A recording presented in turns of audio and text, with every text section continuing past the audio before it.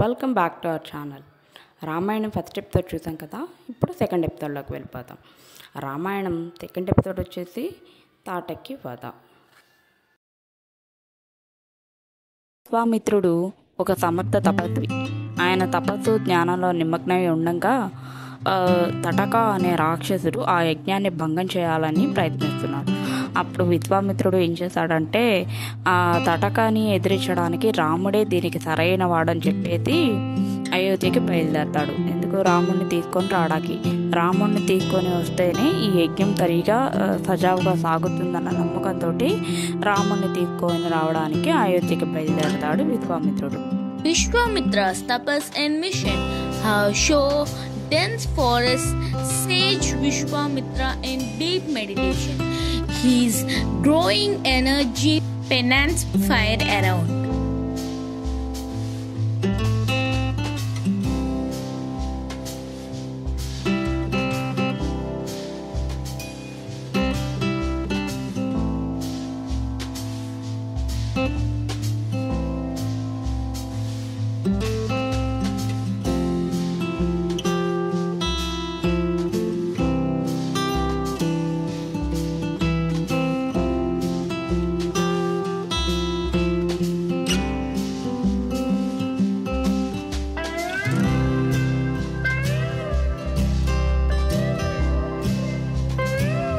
Vishwamitra arrives at Ayodhya.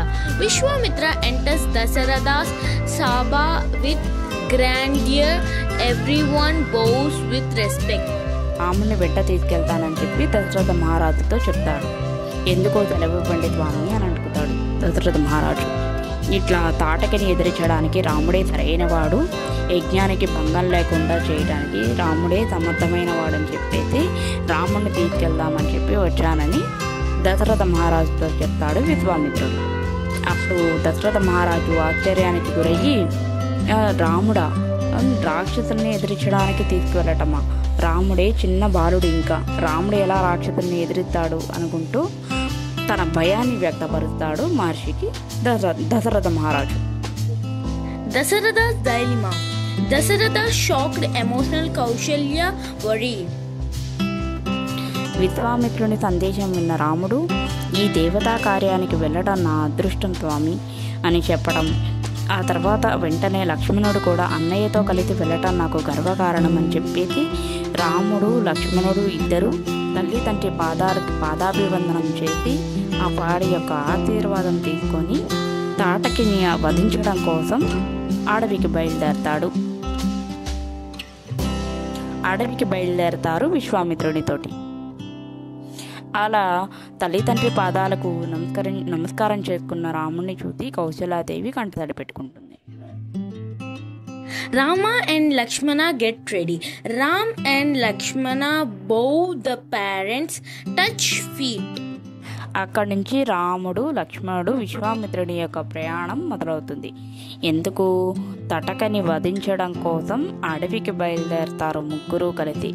బయలుదేరుతూ ఉండగా దారి నడుమున విశ్వామిత్రుడు రామునికి లక్ష్మణుడికి ఏ అస్త్రాలు దేనికి ఉపయోగిస్తారు ఏంటి అన్న దాని గురించి, ఇది బాలాస్త్రం, ఇది అతి బాలాస్త్రం, వీటి శక్తి, వాటి యొక్క అపారమైన శక్తి, వాటిని ఎట్లా ఉపయోగించాలో అవన్నీ చెప్పుకుంటూ వాళ్ళ ప్రయాణాన్ని కొనసాగిస్తారు అడవి బాటగా.